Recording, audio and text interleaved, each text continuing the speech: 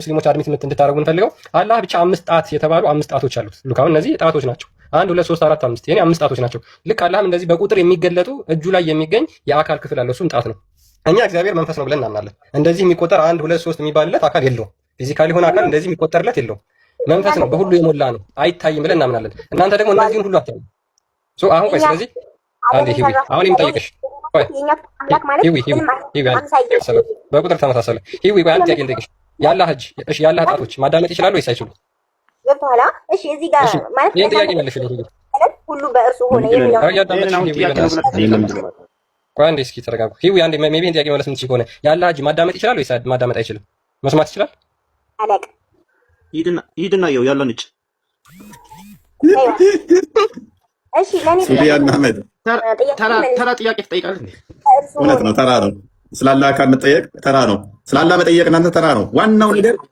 ዋናው ነገር ቂጥ መታጠብ እንዴት ነው?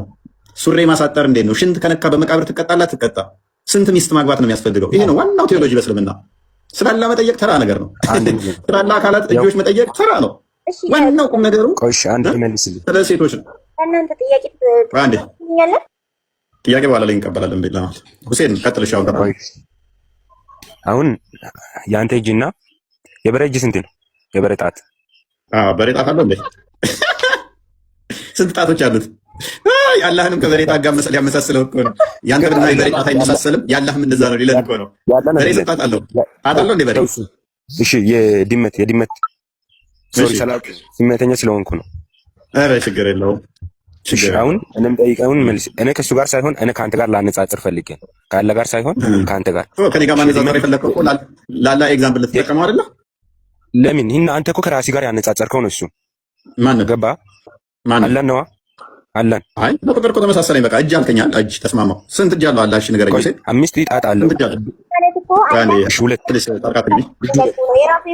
ስንት እጅ አለው አላህ? 2 ጎበዝ። እኔም 2 እጅ አለኝ። በቁጥር እንመሳሰላለን አንመሳሰልም? እሺ አንድ ጥያቄ ሊጠይቅ በቁጥር እኩል ነን አይደለንም? እሺ ናችሁ ሊበል። ስለዚህ አላህ ምንም ማምሳያ የለውም የሚለው አንድ ውድቅ ይሆናል።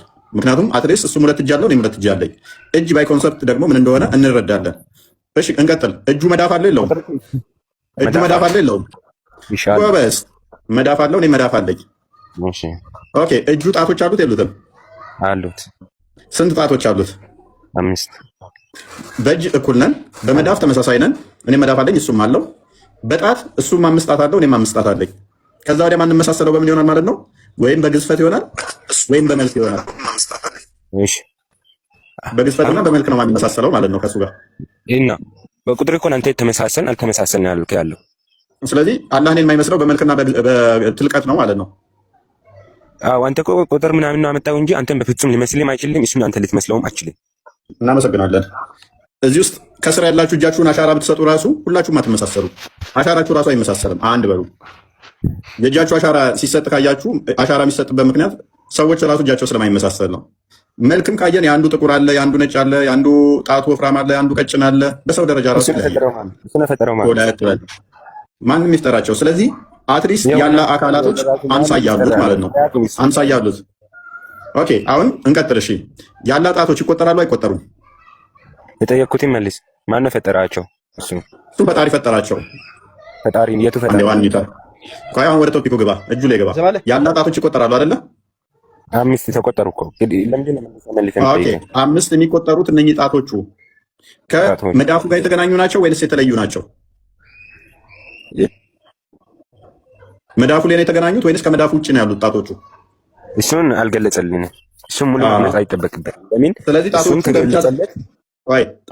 ከእጁ ለብቻ ሊቀመጡ ይችላሉ? እሱን አላውቅም። እሱን የማቅ የለም። እሱ ብቻ ነው የማውቀው። ስለዚህ ምንም አታውቅም ማለት ነው። ስላላ የምታመልከው አካል ምን አለው? ስንት አካል አለው አታውቀውም ማለት ነው። እሱ እኮ በቂ ነው። ቁርአኑ በቂ አይደለም። ለእኛ የላከ መልእክተኞች በቂ ነው እኮ። የላከልህ መልእክተኛ ከነገረ ጣቶቹ የቱ ጋር እንዳሉ አታውቅም ማለት ነው። ከዛ ገቡት ፕሪስ ሱፊያን ከኛው ይሁን ይዘራ ቁጭ ይበሉ፣ እዚህ ቁጭ ይበሉ። እሱ ብቻ ያውቃል። እሱ ለኛ አልነገረንም። እሱ በቃ ጣት መሆናቸውን በማወቅ ታዲያ ጣት መሆናቸው መልእክተኛ ልከዋል። ግልጽ አድርጊቶ አሳይተውኛል። አምስት ጣት መሆኑ በቁርአን ነገረን። ስለዚህ እዛ ጋር ለብቻ ውጭ ያሉ ከሆኑ ስቆጥራቸው እጁ እዚህ ጋር ከሆነ ጣቶቹ እዛ ጋር ከሆኑ እነኛም 1 2 5 6 7 ብለህ ለምን ሳቀጥል ጣት መሆናቸውን በምን አወቅ ታውቃቸዋለህ? ወለ እሱ ስላለ ብቻ ንቃዎ። እንደዛ ከሆነ አላህ ብዙ አካላት ብዙ ልክ እንደ አመት ባለ ሲታረድ እንደ ቅርጫ ስጋ ዛም እንደተበታተነ ነው ማለት ነው።